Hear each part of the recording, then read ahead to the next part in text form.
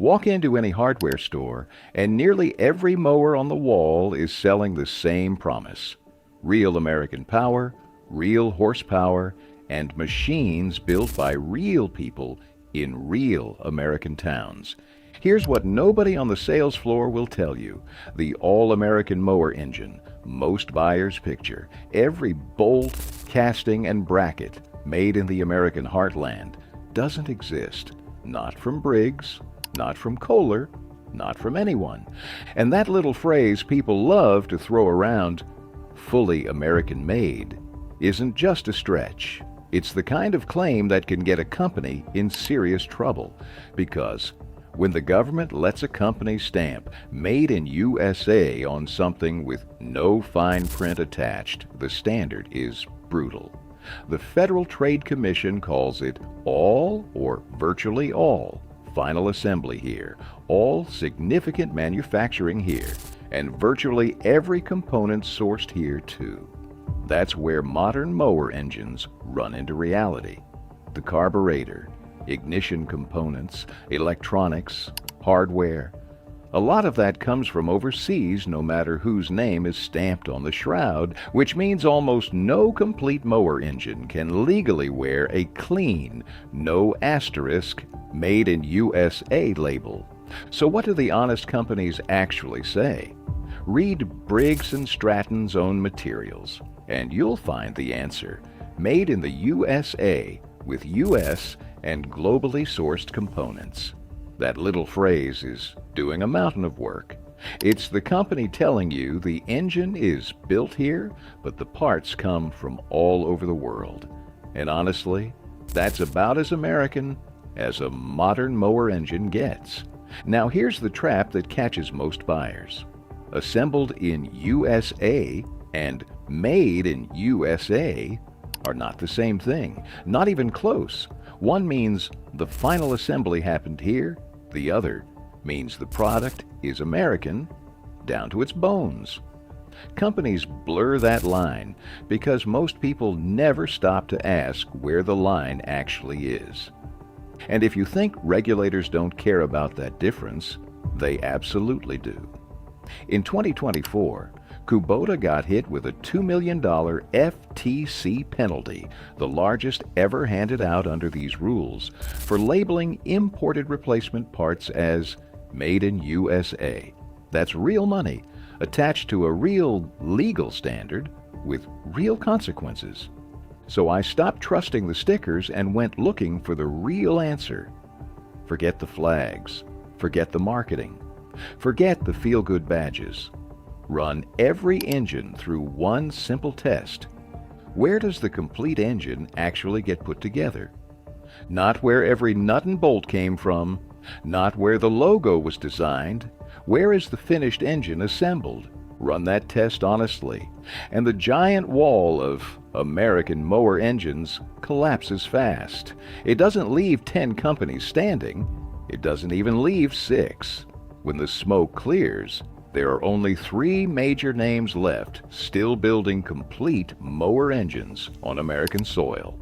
I'm going to show you all 3. I'll show you the famous brands that quietly ship the work overseas while still selling the American story. And before we're done, I'll show you how to flip over the engine on your own mower and know in about 5 seconds whether you're looking at the real thing or just a really good marketing campaign. Before I show you who's still standing, you need to see who walked away, because some of these names are going to sting. Start with Honda. For decades, Honda mowers were the gold standard, the machines that started on the first pull year after year, and they were built in Swepsonville, North Carolina, until Honda ended mower production and turned that story into past tense. In late 2023, Honda shut down gas lawn mower production for good, sold off the last of the inventory through 2024, and flipped that North Carolina plant over to building ATVs, the red mower that half the country trusted. Honda doesn't make it here anymore. They don't make it anywhere. They're out. Then there's Generac. You've seen the name. They're plastered all over the generator world, proudly American. big Wisconsin operation. And yes, Generac builds engines in Wisconsin. But here's the catch that trips people up. Those are generator engines. Their G-force and OHVI engines are designed for standby power, sitting next to your house, waiting for the lights to go out.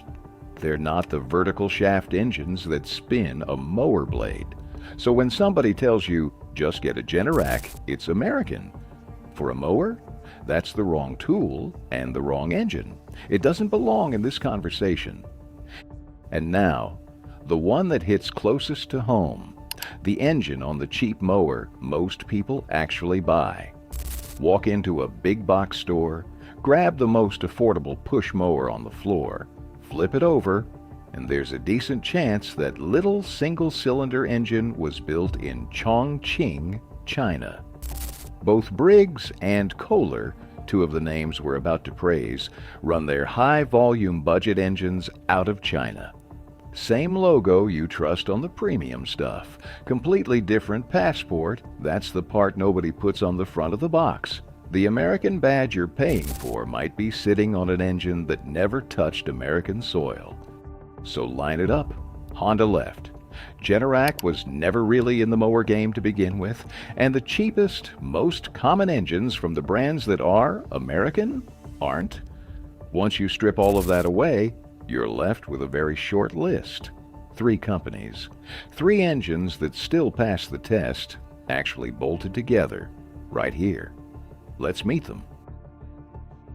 Let's start with the one that surprises people the most, because the name on it sounds the least American of the bunch. Kawasaki. Yeah, the Japanese company, the motorcycle people.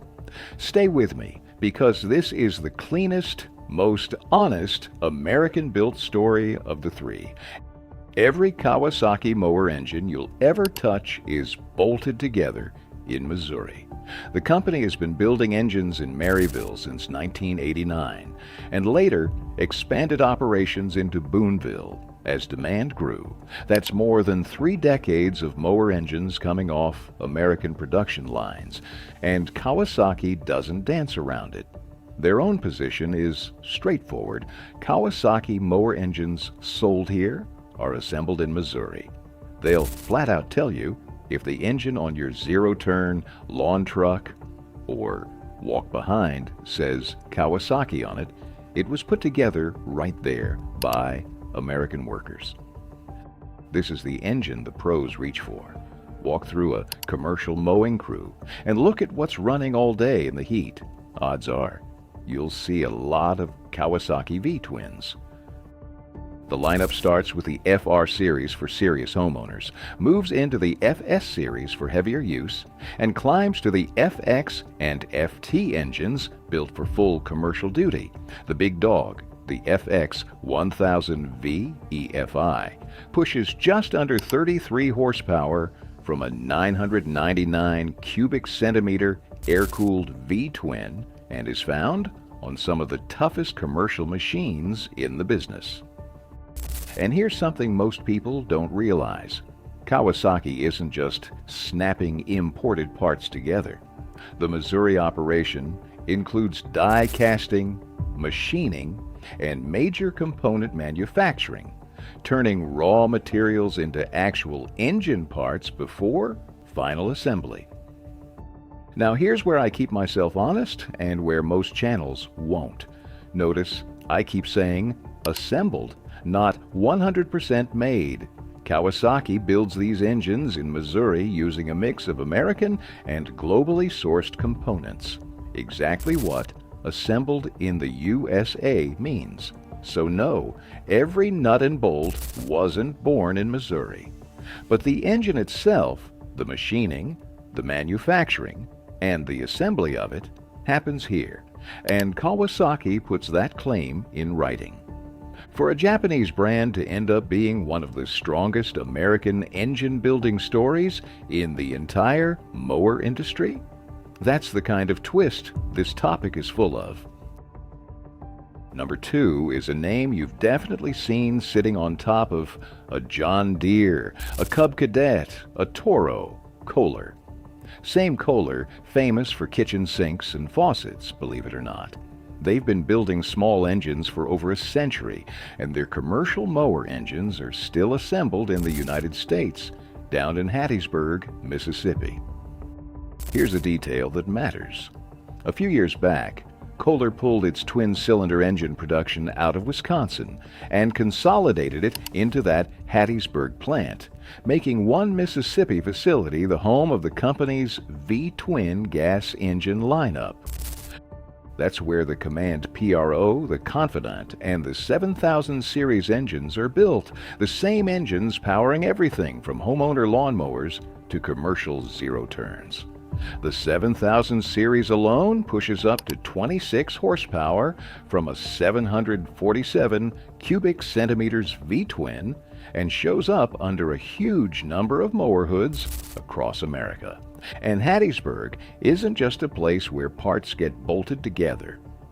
The facility handles manufacturing, assembly, testing, and quality control before those engines leave the plant.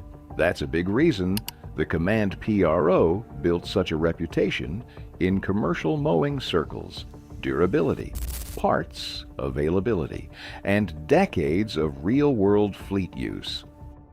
Quick heads up so you're not confused at the dealership. The engine still wears the Kohler badge, but the company behind it actually has a new name now: Realco. In 2024, Kohler spun off its energy business under new ownership and rebranded it. Doesn't change where the engines are built, it's still Hattiesburg. The badge on the shroud still says Kohler. Just don't be thrown when you see Relco pop up in company documents or dealer paperwork. Same engines, same Mississippi plant. And the same honesty rule applies here that bit us in the last section.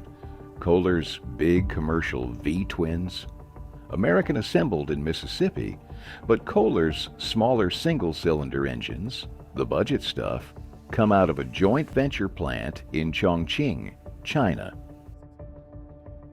And the last one standing is the name that basically invented this whole industry: Briggs and Stratton. They've been making engines in America since 1908. For a lot of people, the sound of a Briggs firing up is the sound of summer, and they're still building engines here. But the story is more complicated than the flag on the box, and that complication is the whole point of this video. Let's do the American side first, because it's real. Briggs assembles its vertical shaft mower engines, the ones that spin a blade, at plants in Poplar Bluff, Missouri, and Statesboro, Georgia. Statesboro is actually the company's largest engine plant. Then there's Vanguard, Briggs' commercial line, the heavy-duty V-twins you'll find on commercial zero-turns across the country. Those are built in Auburn, Alabama, and Statesboro, Georgia. The Professional Series and other premium engines also come out of those American operations. And here's a genuinely great American manufacturing story buried in there. Briggs used to build Vanguard engines in Japan through a partnership that lasted roughly 3 decades.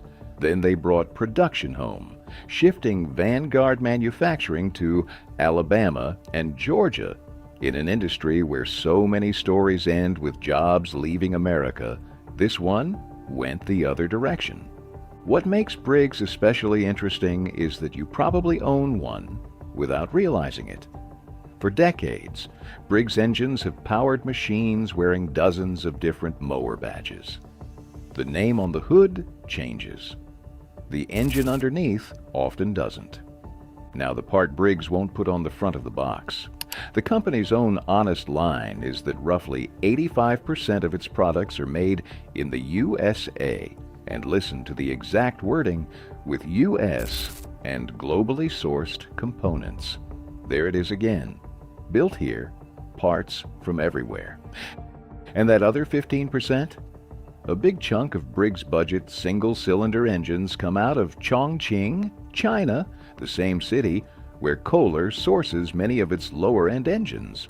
So the most American name in the business can still sell you a Chinese-built engine on the low end. Same exact trap as Kohler. The badge is American. The specific engine might not be. One more thing you should know, because it tells you which way the wind's blowing. Briggs isn't the giant it once was. The company went through bankruptcy in 2020, got acquired by an investment firm, closed its longtime Murray, Kentucky engine plant, and consolidated work into Missouri and other facilities. But importantly, the bankruptcy didn't end American engine production. The factories kept running, the engines kept shipping, and Briggs remains headquartered in Wisconsin more than a century after it started. The American small engine industry didn't just lose Honda, it's been shrinking and consolidating from the inside too, which is exactly why this list is 3 names long instead of 10. So how do you actually use any of this without a law degree? It comes down to 3 quick moves, and you can do all of them standing right there in the store aisle. First, stop trusting the brand and start reading the engine. We just proved it 3 times over. Kohler and Briggs both sell American-built engines and Chinese-built engines. The logo on the shroud tells you almost nothing. The specific engine tells you everything. Second, read the sticker like a lawyer. Made in USA with no fine print is the gold standard, and you'll almost never see it on a complete mower engine because almost nothing legally qualifies. Assembled in USA means it was built here using a mix of domestic and imported parts. That's the realistic best-case scenario.